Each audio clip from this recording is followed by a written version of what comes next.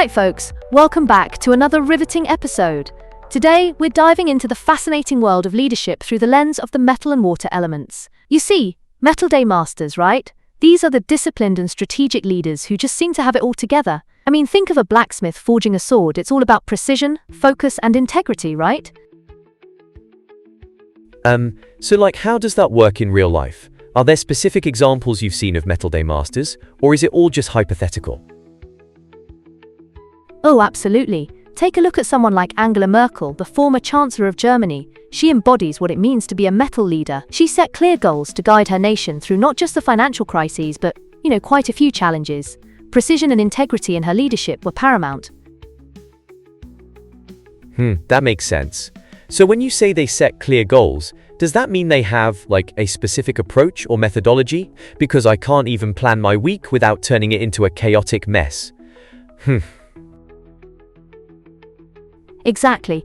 Metal leaders often employ a methodical approach, breaking those huge goals down into smaller, actionable steps. It's about having a strategy in place.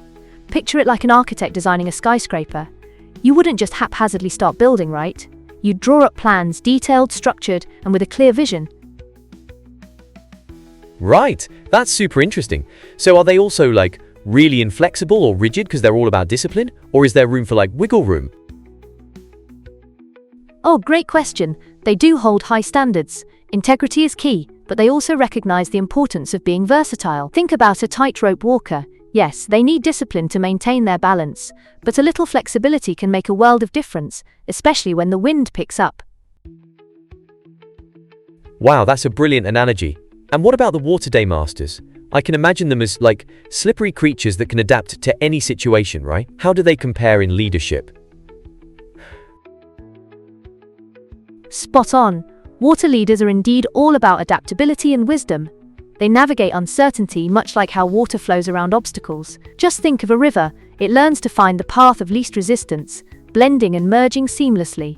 They're intuitive, resourceful, and capable of making the most out of whatever resources are at their disposal. So do these water leaders have to work hard to build that intuition? I mean, can anyone become that adaptable, or is it more of a natural talent? It's a bit of both, actually. While some people might have a natural inclination towards being intuitive, the good news is that adaptability can also be cultivated. Imagine a surfer learning to ride the waves. At first, it's all about balance and instinct, but with practice, they become attuned to the rhythm of the ocean. That's so cool. So, if someone wanted to, become more adaptable as a leader, what would you suggest? Great curiosity there. I'd say start by embracing change as a norm. Don't resist it. Seek feedback and be open to new ideas.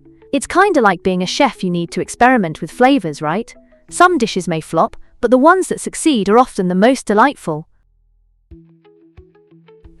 Like a cooking show gone wrong but in a good way. That's hilarious. So would you say that water leaders are better in, crisis situations because of this adaptability? Absolutely. They tend to thrive when the unexpected happens, guiding their teams through tumultuous times like a calm captain steering a ship through a storm. They align the team's efforts while leveraging insight and emotional intelligence.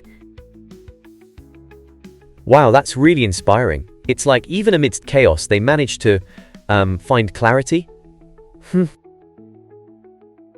Precisely. It's about staying grounded while embracing the fluidity of their surroundings. It's a juggling act, honestly, but when done right, it's incredibly rewarding. That's a lot to take in. I could talk about this forever, but it's wild to think how much our Daymaster shapes our leadership style.